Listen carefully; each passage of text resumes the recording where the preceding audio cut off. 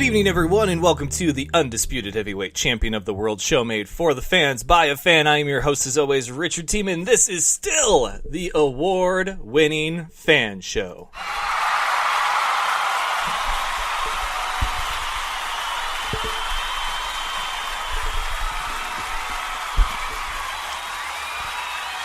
I don't think I'll ever get tired of that added little bit in there. It's one of my favorite things that's happened in 2018, and oh my goodness, has there ever been so much to happen in the land of fan. The Fan Show, it's only March, mind you, or I'm sorry, it's only April. It's gonna be May very soon, but it is April nonetheless, and here's a list of what the Fan Show has done in the first January, February, March, April. 4 months have come and gone.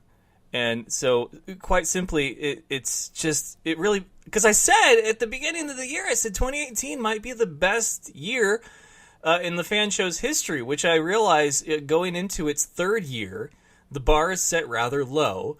But we had a lot to live up to from 2017. We really did.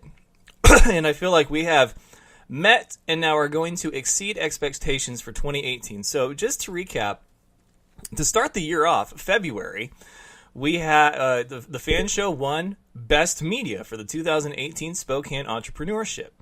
And I'd be lying if I said that one award was good enough. I want to win another one. I get what athletes mean when they say you can never just win one championship. I don't know what the next award I would be nominated for, because we're talking about the world of podcasting, which is an ever-growing community, and it's a fantastic one. I love being a part of it. I really do. There are some amazing people out there with some amazing show ideas. Last night, in fact, I was a guest on the Dees Casillas Social Hour podcast. He's a local comedian that does a lot of booking for comedic events, as well as does some stand-up himself. He's a huge comic book nerd, and I was there in his studio with 2 other guests, and I always love being the guest because it kind of helps give me a little bit, it hits the refresh to make sure that I'm asking the appropriate questions, that I'm staying relevant. So when people ask me questions, a lot of times it's just very refreshing for me to get asked the questions for a change, so that then I can be like, you know what, that's actually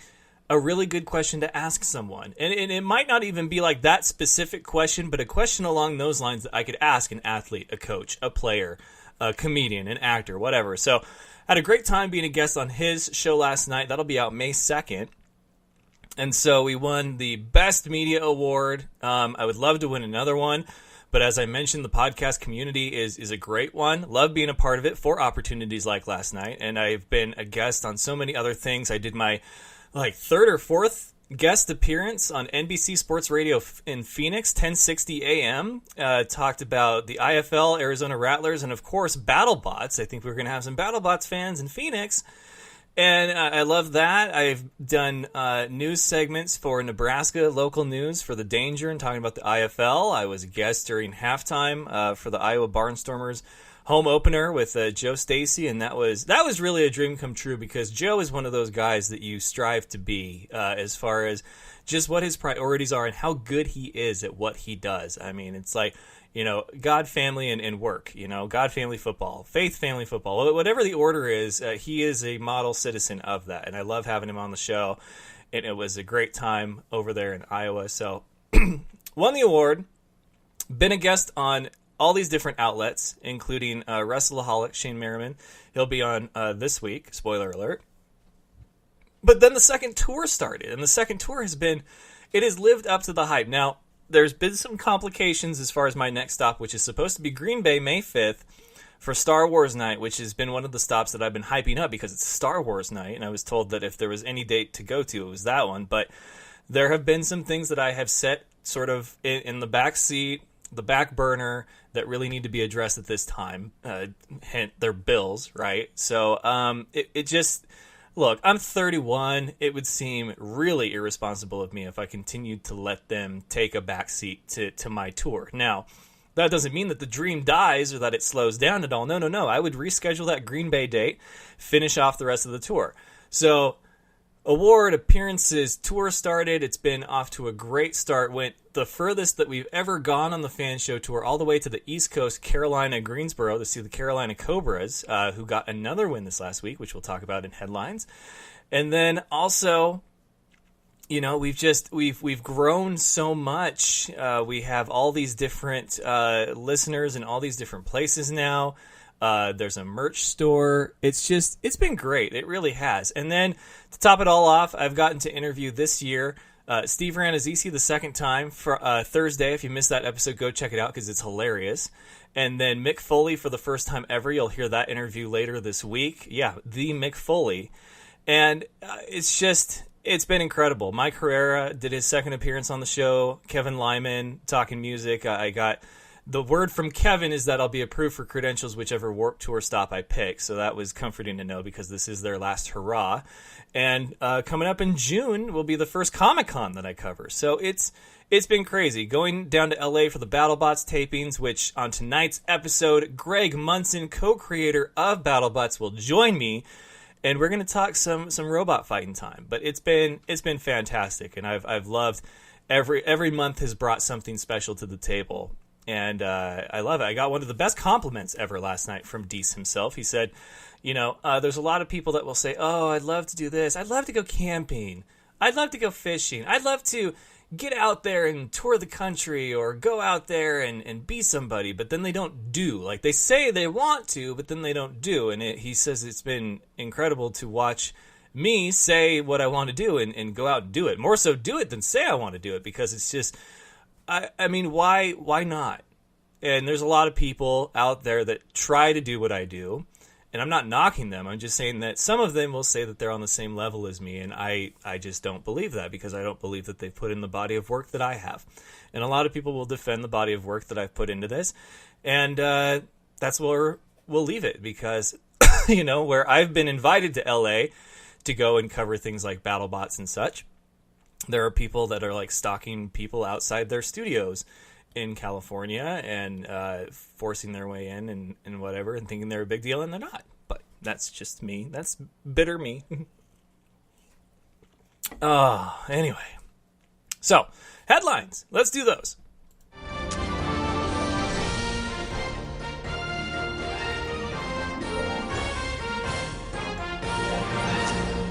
And the headlines are that Arizona just keeps winning. That's right, the Rattlers took down the Green Bay Blizzard. Of course, I think we all kind of knew that was going to happen. Green Bay under brand new head coach Corey Robertson, who we're going to try to get on the show next week.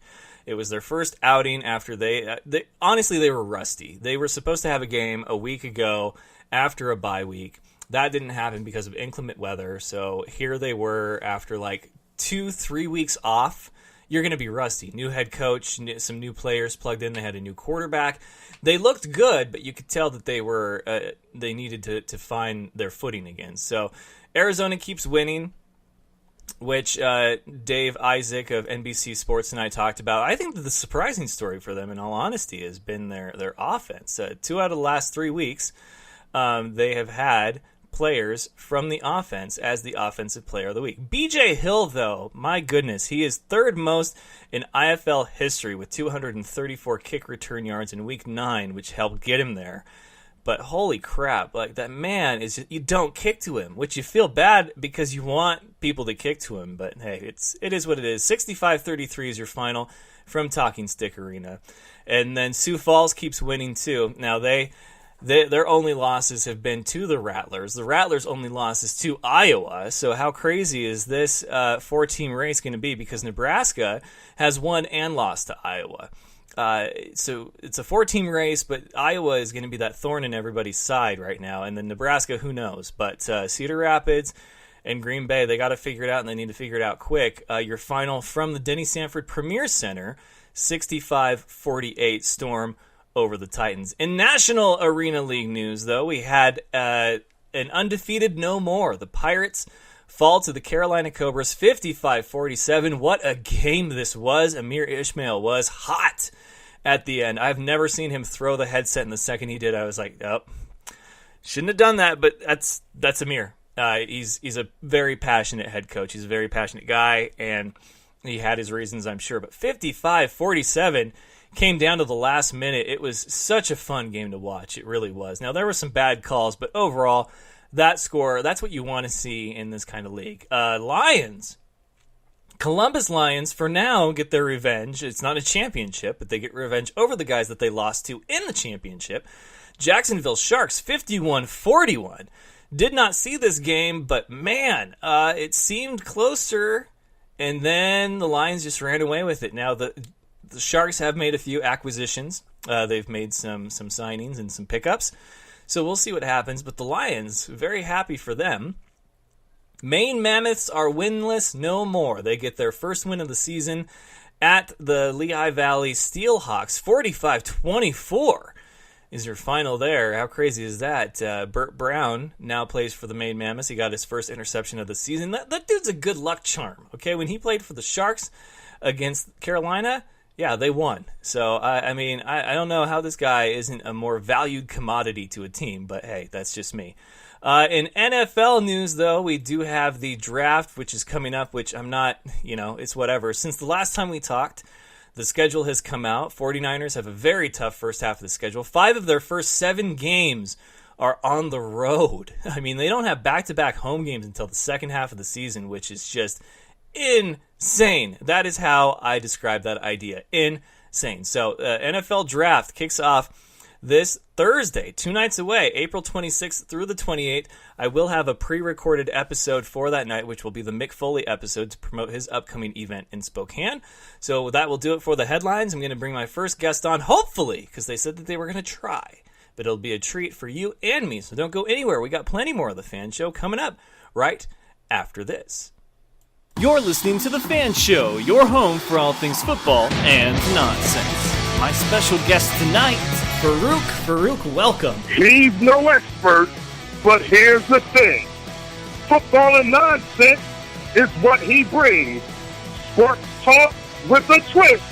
It's The Fan Show. Do you know him as Kevin from the League? It is none other than very funny Steve Ranazzisi. 99% of the population doesn't know who I am, but the 1% do. They yell and scream inappropriate things at me in public. Kyle Ray. Kyle, welcome. And I was like, wow, I think we just saw the whole Super Bowl, Phyllis. It's like that scene in The Simpsons, like, why rent the movie? I just saw the best part. Funny man Brad Williams. Yeah, I'm here. No, I flew in just for your podcast. I've heard about this podcast. I've heard it's fantastic. It's Mac and Farva, but they are my special guests tonight. Steve Lemmy, Kevin Heffernan. I was in Mexico for 10 weeks in a Speedo. Like, that was me going to work. I was putting on a Speedo. Farva is the most fun to play, and it was a blast to do that again, to do Farva again. So then the makeup artist had to put Vaseline on your body, right? Yeah. And then put the powdered sugar on top of that. Is your name really Richard Siemens? Listen live every Tuesday, Wednesday, and Thursday night on Spreaker.com or subscribe to the podcast on iTunes and SoundCloud.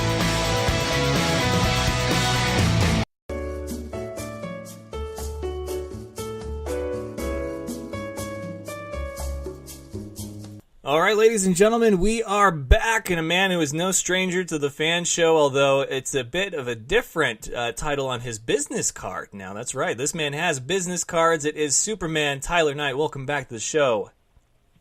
Thanks, Rich, for having me on. I'm happy to be on this show. Happy to be here talking with you again. Yeah, man, it's always a pleasure. I wish it was under, like, hey, how are you guys going to do against, Arizona this week or whatever, which I'm sure you've been keeping up, and we can talk about that in a bit. But first, you've tackled the world of business. You've got your own, what is it, a fitness program or is it a facility? Like, what are the details on this? It's not a fitness program. It's a football program. So it's going to focus on training and developing kids. We're going to have sessions. We're going to have camps. We're going to have clinics.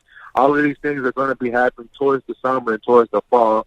The first thing we're going to have to launch off this is going to be almost a kind of a celebration of retirement and also a celebration of transitioning into these camps, clinics, and sessions. It's going to be on May 19th at the Avera Sports Institute. We have limited spots, so it's encouraging kids to sign up early. So everyone that wants to come can come out and participate. And if you're not even coming out to participate, come out and support, learn what we're going to be doing. And I'll be, happy to see everybody as we celebrate, what's to come for what's to fall. All right, May 19th, turning of the tassels.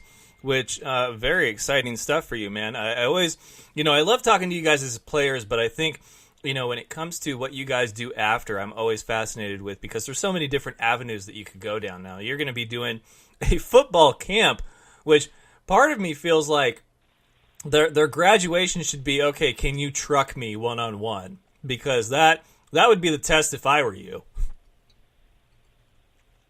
Yeah, it's gonna be great, one-on-one, getting out competing and just teaching the kids. I mean, I'm very excited.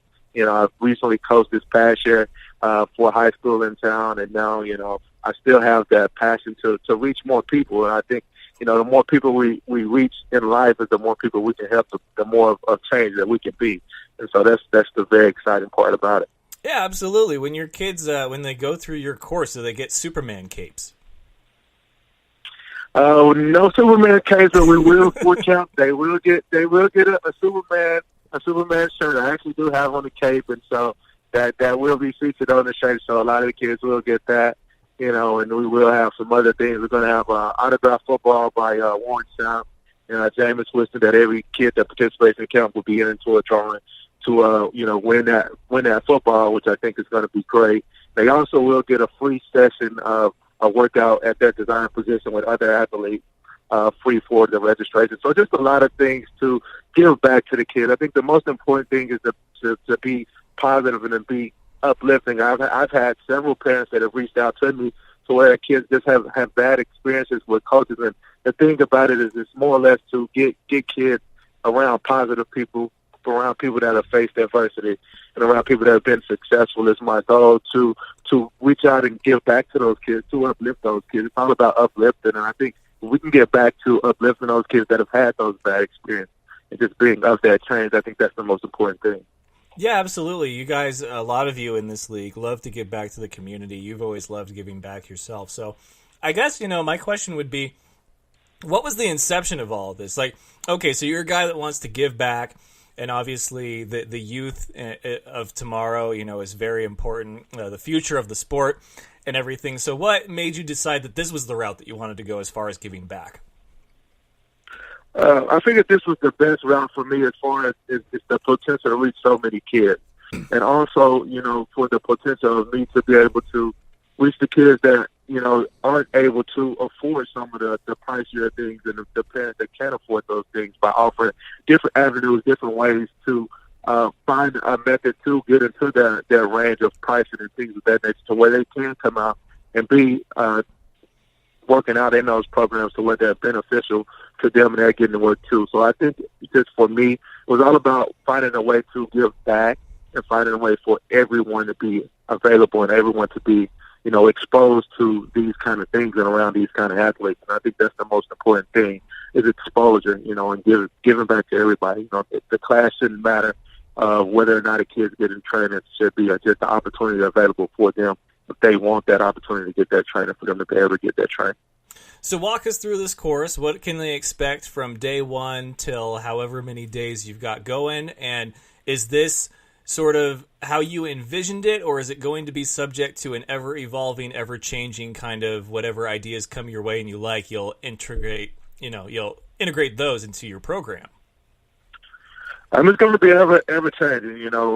I plan on going out, and learning from some of the best people that's doing it. I have a lot of people in the coaching industry and a lot of people around different avenues of the sport. So it's going to be ever evolving. We want to be on the latest of the technology, latest of the knowledge. Life is all about learning and growing. So it's going to be ever changing. It's going to be a dynamic. It's going to be fun. From the breakdown, you may see handshakes. I mean, it's just going to be all about positivity, encouraging the kids and just having fun. This football, even with the training, you want to develop the mind. You want to develop, these kids to where they're enjoying it. And you want to make it fun. When I went out, when I played the game, it was all about how much fun I can have, how much I can motivate others, and how much I can, be a leader and just be positive and help other people around me.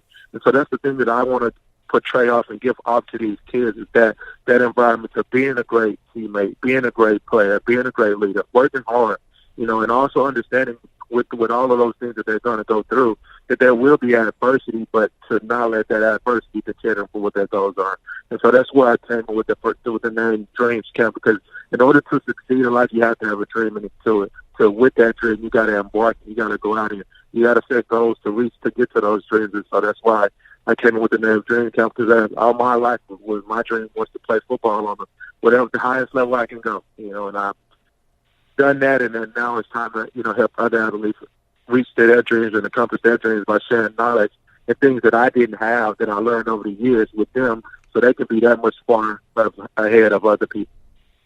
Yeah, absolutely, man. And this will be in Sioux Falls. So how much, if any, sort of participation from the Sioux Falls Storm you're going to be having? Like, is your plan to take the kids there to see some athletes, going through the motions on a team, or is this going to be completely separate from that?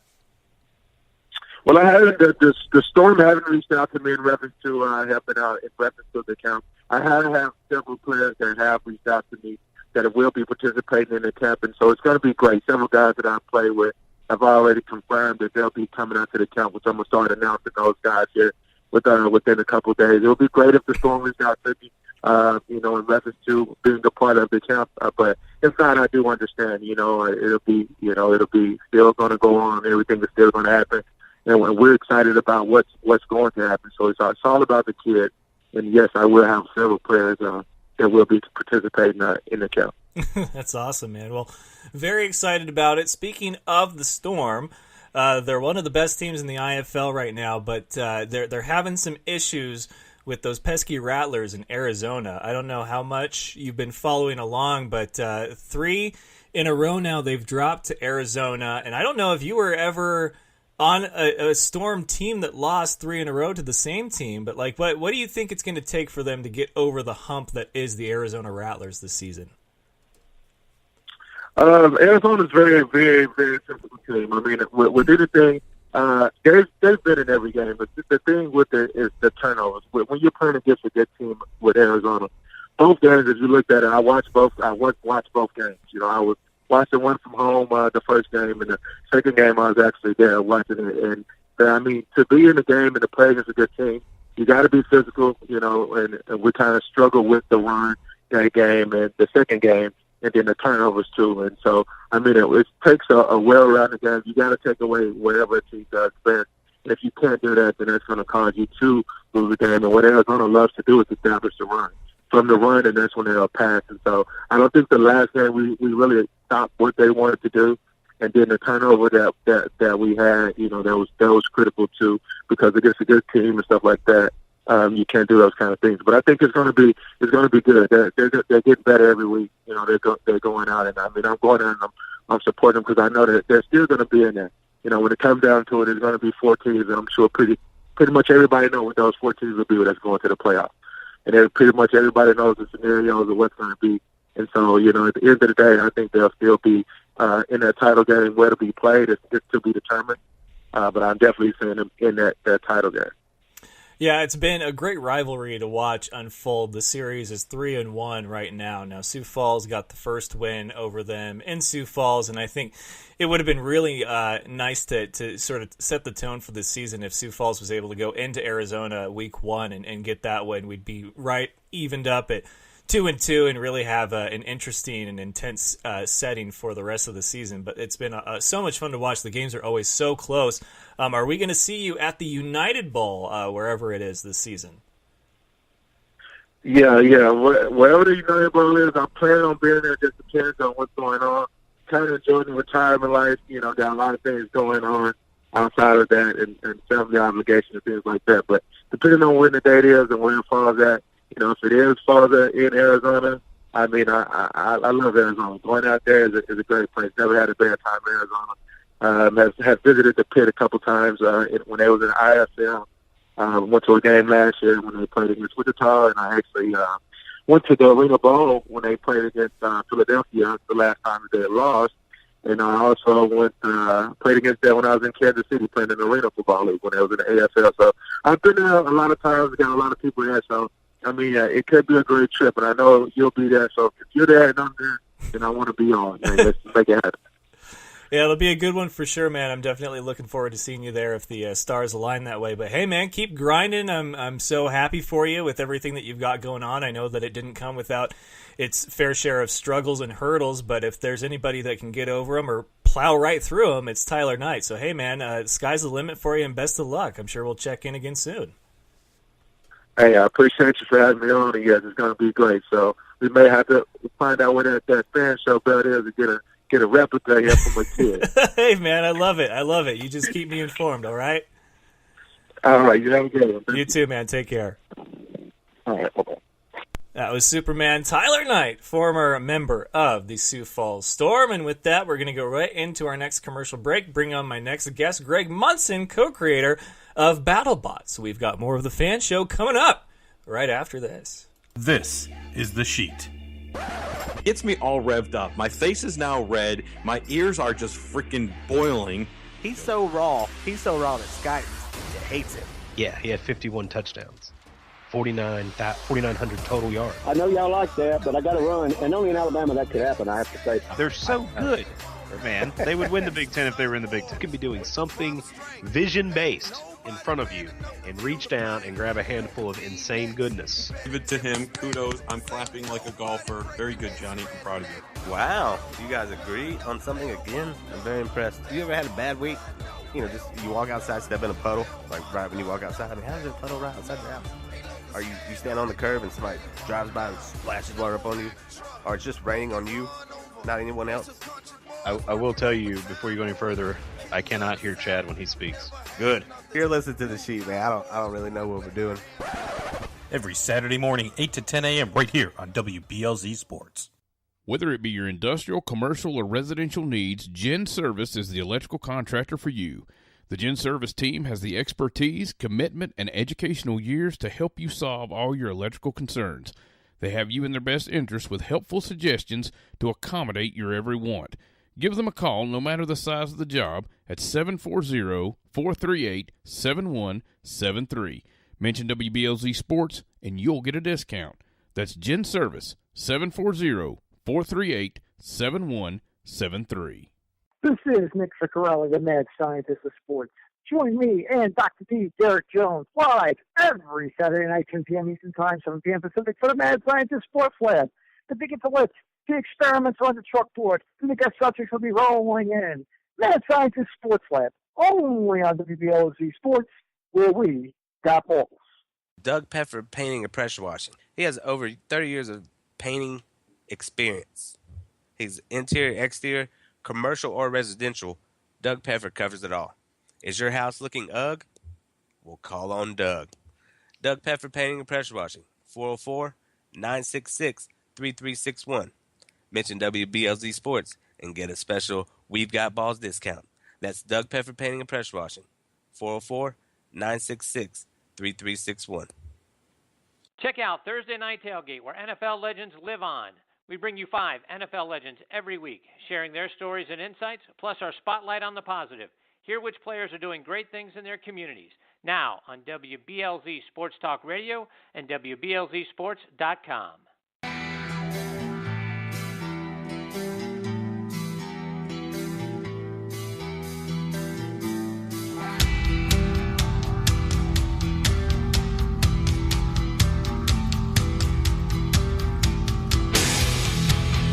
All right, ladies and gentlemen, we are back, and joining me, one of my favorite people, and this year he will be one of your favorites too, one of the co-creators behind the madness and the mayhem that is Battlebots, Greg Munson. Greg, welcome back to the show. How you doing? Great to be back. Oh, great to have you. Anytime we get a co-creator, especially for an idea as innovative as Battlebots, I mean, I describe it as UFC meets NASCAR, and being there for the tapings and seeing all this, it's like a beehive of ingenious and, engineers and everything. It was so fascinating. How do you feel about this season and Discovery and everything? I am totally stoked for this season. I think this is the best season we've ever done. I think the new format, which we can talk about, is awesome, and I think it's a great departure from where we used to be.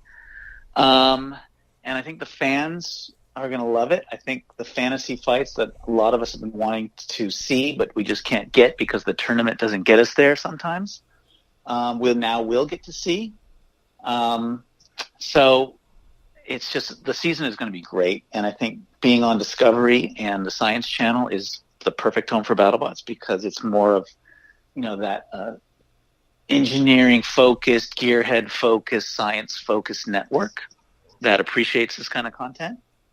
Yeah, it's so it's going to be awesome. I really feel good about it. Yeah, it's like MasterChef being on the Food Network. I mean, it's a perfect pairing. And so many people that I talked to while I was down there, they're like, Comedy Central, it was a gimmick. It was on Comedy Central, obviously, and it didn't have a chance to shine properly. And then they were like, ABC, it felt really reality TV-ish, and so it didn't really emphasize on so much of the competition, but like kind of everything else. Well, now it's on Discovery, which is home to some of the best, science and tech shows out there. So it is finally getting the spotlight that it so desperately deserves and needs, and I think it's found the perfect home. But you mentioned the new format, which I haven't had a chance to really dive into a whole lot. I've got some great interviews coming up for once the season airs May 11th. But take us through this new format and how it came about and what we can expect this season. Yeah, so, BattleBots, since the early days, has always been a tournament. It was either a single elimination or double elimination tournament. We would rank the robots, seed them accordingly into the tournament ladder appropriately, and see where everything falls and who wins the giant nut. And we would sculpt our episodes around the tournament. So in the Comedy Central days, we had 4 tournaments going on with different weight classes, and in the ABC days, we had the single heavyweight tournament going on. But it was always this arc of the early rounds to the semifinals to the finals to who would win and hold the giant nut at the end of the final episode. So we've kind of thrown that in the garbage. Not totally, but a little bit. And we've taken a page from the UFC, boxing, and in even some respects college football world. And we are now making, every episode of BattleBots is going to be a curated fight card of different robots fighting different robots. So if you've ever wanted to see Tombstone versus Minotaur, normally that would have to happen in the tournament. Mm-hmm. And obviously you can't have that match happen in the first round. That match just has to happen depending on who wins and loses, and somewhere in the quarterfinals, maybe the semifinals, you finally get to see Minotaur versus Tombstone. And oftentimes, and it hasn't happened yet, right? Yeah. But guess what? In the new format, we're going to make it happen immediately. So episode 1 is going to have Tombstone versus Minotaur. Oh, wow. And it is crazy. The fight is insane. But it doesn't stop there. I mean, any of these sort of fantasy fights we've all wanted to see, we're going to make them. So each fight is a fight card. In fact, we're calling the new show BattleBots Fight Nights. And it's going to be like a UFC fight night. You're going to have your undercard fights. You're going to have your main event fights. And then throughout the course of the season, depending on who wins and how well they win, their strength of schedule, we will rank all of the robots at the very end of the season, and it's 20 episodes long. So we're talking 18 weeks before we get into how people are ranked. And then at the end of the 18 episodes, we're going to figure out who the top 16 are. Again, based on their win-loss record, but not just that, based on how fast they knock people out, how many times they knock people out, what is their strength of schedule? Was their match incredible, or was it a limp to the finish? Did they happen to win because the other guy really broke and they didn't really fight that well? It was just that other robot malfunctioned? Or did they just completely kick his ass? So based on stats and strength of schedule, we will determine who the top 16 are. And then the final 2 episodes will be a single elimination sudden death tournament for the giant nut. So we don't even get into the tournament until the last 2 episodes. Wow. And we're going to do all kinds of fun stuff too. So we have lots of rumbles. I think nearly every episode will have a rumble. We're trying things like tag teams. And then for future seasons, we have even more ideas that will be, sort of taking pages from the boxing world and other sports to change it up in terms of how matchups are made. Yeah, this is definitely the most ambitious that this series has been. And what was it that, I mean, whether it was you or one of the other co-creators, like who finally decided, we need to go all in this season and try it out this way? The brainchild of the fight card format is really Aaron Catling, who is our showrunner. And Aaron he has this mind for organizing sporting events. Like he obviously grew up on sports, and he's probably one of those kids who knew, all the stats and all the baseball card, the back of the baseball card stats for all his favorite players, right? Yeah, yeah. And so he's applied that to Battlebots in a way that kind of Trey and I can't, because we're so inside of it, and we know these people have personal relationships with, most of the builders.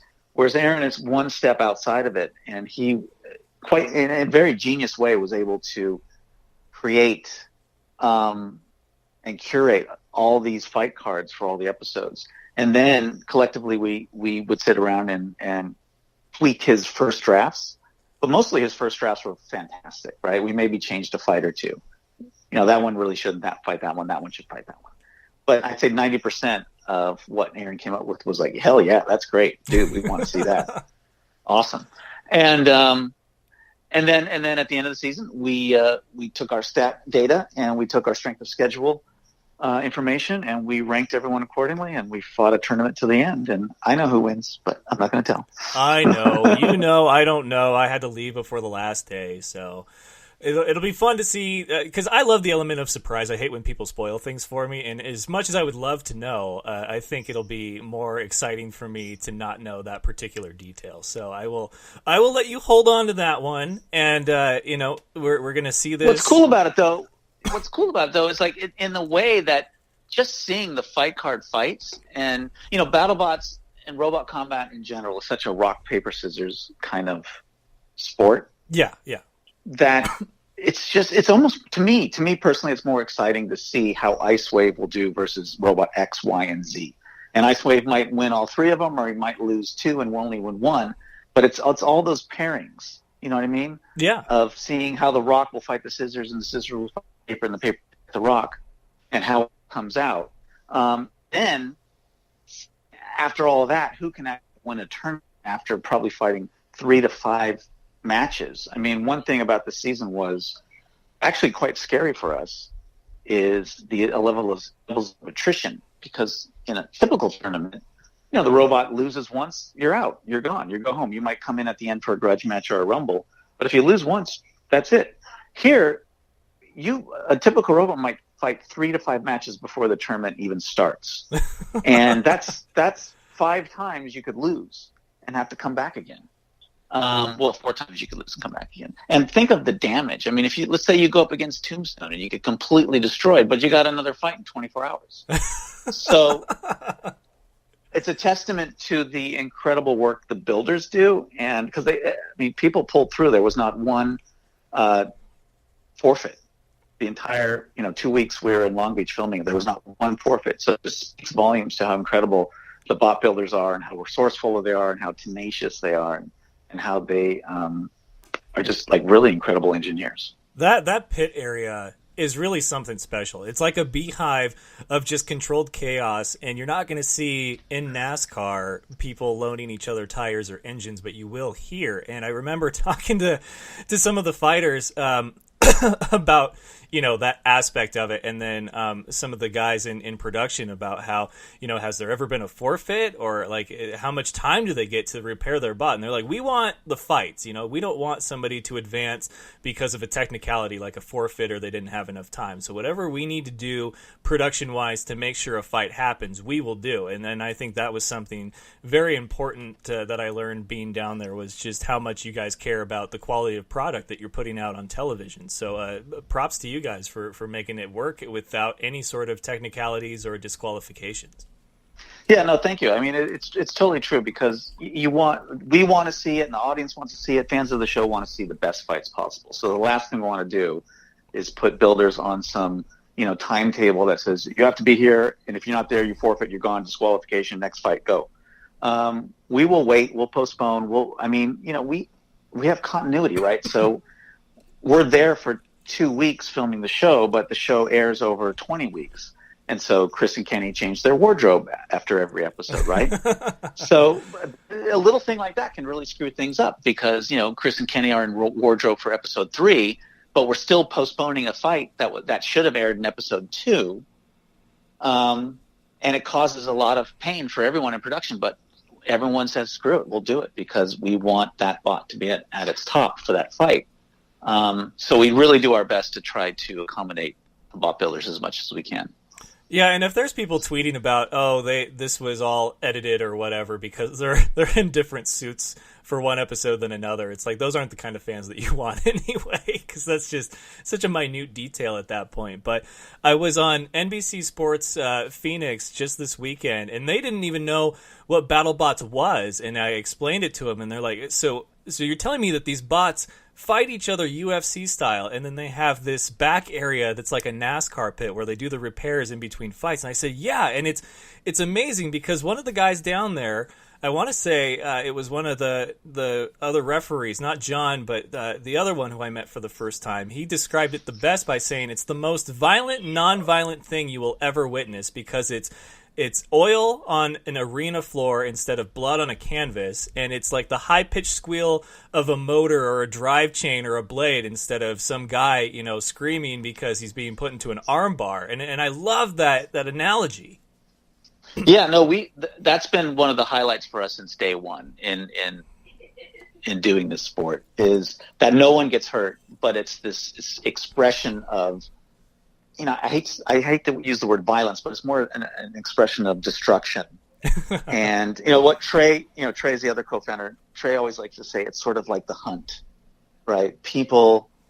Human beings are, we don't hunt and gather anymore, right? We have jobs and we go get in cars and we, have our meals, at supermarkets. We don't have to hunt for anything anymore. But there's still that instinct, that lower brainstem is still vibrating with the excitement of the hunt. And that's why we like these, action movies, and we like sports, we like boxing, we like football, we like things like that. But oftentimes in sports people get hurt. There's concussion issues, fighting in hockey, et cetera, et cetera, et cetera. And whether you're for that or against that, Battlebots has none of it. We have massive destruction. No one gets hurt. And actually the end result is we inspire mostly kids to get into engineering, which is fantastic. I had a little moment, it's been 2 years since we did the last show, and the show, because of ABC, got super popular with families. And, day one, the audience comes in an hour early, and it's nothing but kids, right? Yeah. And I got to tell you, I'm going to confess, I got a little weepy. Because it was so, this thing we made is really, doing some good. It's making these kids out there wanting to get into building and making and engineering, which is, even though the sport is destructive and kind of violent, again, no one gets hurt, and kids want to build stuff afterwards, which is fantastic. So happy days. Yeah, and one of the things that I think is so great about this sport, especially on the level of kids being able to really embrace it, is that each one can have their own bot. Like, it's not like a team sport where a player can get traded or picked up in free agency, and now it's like, well, my favorite player went to another team, now what do I do? But it's like, with NASCAR, you have your one driver. With wrestling, you have like your one favorite wrestler. In this, you have your one favorite bot that goes out there and you cheer on until the end. And I think that's something that's easily overlooked in something like this, is that you can be a fan of any bot that you want, and it's going to be one of those special things to cheer them on as if you're right there with them and a part of it all the way to the end. Totally. And you've now experienced it, is the live show. I mean, the TV show is great, and everyone should watch the show premiere May 7th, 8 p.m. on Discovery, and then on the 15th of May, which I think is a Wednesday, on the Science Channel at 9. So check it out. But if you ever get a chance to see it live, it's like it takes it to another magnitude of awesomeness, because you can hear it, you can smell it, you can feel it in your bones. I mean, am I right? And it's yeah. Live, it's like, and you also realize these things are huge. I hear it all the time because there's no sense of scale on the TV show. But the robots are quite big and quite heavy, and you really get the sense of when you're there live, you get the sense of how destructive they really are. Yeah, one of the greatest things for me was, I've interviewed so many coaches and players, and a lot of them have some type of media or press experience, right? So they can either do great coach talk or they have all the right answers for every different question. But these are people that, they're engineers in their day-to-day lives. They're people that are very much the miracle workers behind the scenes, behind the curtain. And to have them open up and talk about what it's been like to compete and treat them like one of those all-stars was really special for me and what I've been doing. And I'm really grateful for that. And, how awesome is a guy like Farouk to be out there as your MC and master of ceremonies to make this whole production thing come together? Yeah, no, I mean, Farouk is one of those guys where it's like, we went from ABC to Discovery, and there's always that conversation of, okay, well, are they going to want the whole cast to be different? Are they going to say, get rid of Chris and Kenny, get rid of everybody, get rid of Farouk? And to me, it was like, get rid of Farouk over my dead body. Because he's the best ever. I love Farouk. He's so good. I mean, and Chris and Kenny, I mean, those guys, the level of intensity and excitement and humor that they, like, if you watch a fight without any audio, right, just the raw audio of the fight, no Chris and Kenny, and then you watch it with Chris and Kenny, to me, it elevates it to a whole nother level because the excitement they bring to it, the level of emotion they bring to it, and they're also interjecting some humor, which is needed. You need humor interjected in the sport that is so bam, bam, bam, bam, bam. That them too. It's like, we got to get Chris and Kenny. We've got to get Farouk, and it happened. So I'm super stoked that happened. Yeah, and it was an incredible experience for me. I can't thank you guys enough for extending the invite because it's something that I will always remember forever as part of my journalism or broadcasting, sportscasting career, whatever it be, that Battlebots was there, and it really changed the game for me, and I'm so happy I could be a part of it and witness this thing firsthand. So I am stoked, as are you, for May 11th on the Discovery Channel, and I will try my best to keep everything to myself and my excitement at bay, but once it's robot fighting time, all bets are off, and I'm going to probably geek out for until the end of the season. Awesome. Well, good. That's great. Yeah, I can't wait. I'm excited. They're editing it all right now. We are starting to get the social media train revved up, and it's going to be exciting spring, summer. All right, for robot fighting. I've got so many great interviews I can't wait to share with all the different bot builders. Even Chris and Kenny took a few moments to speak with me, so we'll have all of that as the episodes air, and I'm very excited to see it. But Greg, can't thank you enough for taking the time to talk Battlebots here on the Fan Show, and I'm excited for what Season 3 has in store for us. Anytime, Richard. We love being a part of your show, and thanks for having us. All right, Greg, you take care of yourself. You too. See you later. Greg Munson, co-creator of BattleBots, and wow, the way that he talks about it, you can tell that for him and this, it's like me and the show. You start with an idea and then you watch it just snowball into something great. So very excited for him, very happy. Tomorrow night, we will have another brand new episode. It's Power Rankings Day, so that's always fun, right? Hopefully Connor Ferguson can make it back. We'll go over not one but two sets of power rankings. That's right. It's time to discuss the NAL power rankings as well as the IFL. So we'll talk about that. And then I'm waiting to hear back from one guest to see, because the schedule came out. I want to talk about it. Guest or no guest, we're going to talk a little bit about the schedule. We'll do your final draft preview, which I don't do a lot of those, but we'll at least talk about maybe what we can expect. But I don't put a lot into the draft. I feel borderline un-American for that, but it's just one of those overhyped days. I really just feel like, where's the best, where's the teacher's draft? Where's the draft for like who, what teacher you want teaching your kids? That's the draft I want to see. So you can follow us. You can follow the show on Twitter at FanShowOfficial. You can like us on Facebook, facebook.com/FanShowOfficial. Don't forget, you can go and purchase some fabulous merchandise, teespring.com/The Fan Show. 10% goes to the Humane Society, as well as the rest helps fund the Fan Show tour. We're in the middle of it, but every bit helps, and I do think all of those of you that have purchased some Fan Show merch, you people look fantastic in it. And then, of course, you can listen in so many different ways, shapes, or form. Pick your poison. Pick your favorite flavor of Fan Show, be it iTunes, SoundCloud, or iHeartRadio, and those are the podcast forms. If you want to listen to it live, it's either Spreaker.com/users/TheFanShow or TheFanShow.com, your home base for all things football and nonsense. Follow along on the Instagram. Check us out on Snapchat. All those are the various ways that you can keep up with The Fan Show. But, of course, we're right here every Tuesday, Wednesday, and Thursday. Sorry again for the different time this week. I've got some personal scheduling conflicts going right now, but it looks like we will be back closer to our normally scheduled time of 7 Eastern, 4 Pacific next week. So keep a lookout for those tweets and those Facebook updates. But until next time, folks, best of luck to you and yours. Go Niners, and remember, of course, it's all fun and games until you butt fumble. Good night, folks. Do you remember the time that Mark Sanchez ran into his own player's butt? That was funny sports. Thank you for having me on the show, man. I love the Fan Show.